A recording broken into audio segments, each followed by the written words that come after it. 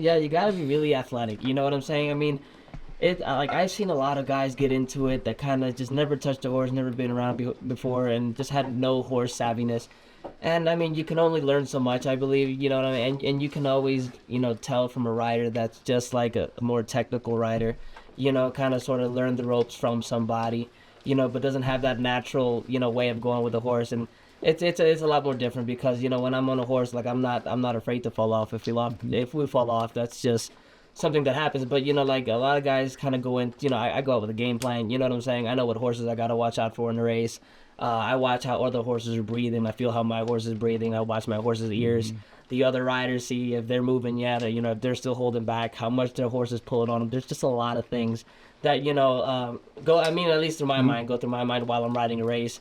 And I know what horses are like. Yeah, no shot. Like kind of sorta. Yeah. So like I ride more than just my horse in the race. You know what I mean? And both these boys are horsemen, and so you'll see them when they're in the post parade. If their horses are always really excited and a lot of energy, but they'll reach up and they'll just bring their hand down their mane. Just let them know it's okay. It's okay. I'm up here. I got you, because it's a team. Yeah, some of the guys like kind of forget that sometimes. Forget to touch their horse and let the horse know. They want their horses really amped up in the gate, and I kind of want my horse as relaxed as possible until I'm ready for him to make his run. You know what I'm saying? Mm-hmm. So I think that's really important. But like I said, that's why there's so many riders, so many options. And horses that fit other riders and riders that fit other horses.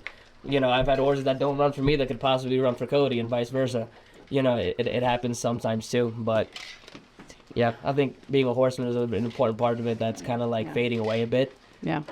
As an owner, I really appreciate it that my jockey is a horseman and likes his horse. If you get on a horse and you don't like him, or you're not sure of him, or you don't trust him, and you think, man, I wish I wasn't riding this horse, the horse knows this, and the horse isn't going to run to the best of his ability, even if he doesn't have any ability. He'll still not be the best he can be if you don't have the pilot up there believing in him. Yeah, you just gotta let him run. Gotta let him run. I mean, stay out of the way as long as possible. Mm-hmm. I'm never in their face. I'm never in their mouth. You know what I'm saying? I kind of just let them run their race. The horse is gonna put himself where he wants to be. So sometimes when the race is over, you'll see some of these jockeys just start reefing on their horses and pulling on them and pulling them up short early. Yeah. And 9 times out of 10, the stewards will call them in and say, don't do that, because it makes the horse's stride break. It makes their stride different. If they can just go past the finish line and let those horses gallop on out, you'll see some of those guys let their colts go all the way around, pet them, relax, bring them back, and the horses are happy.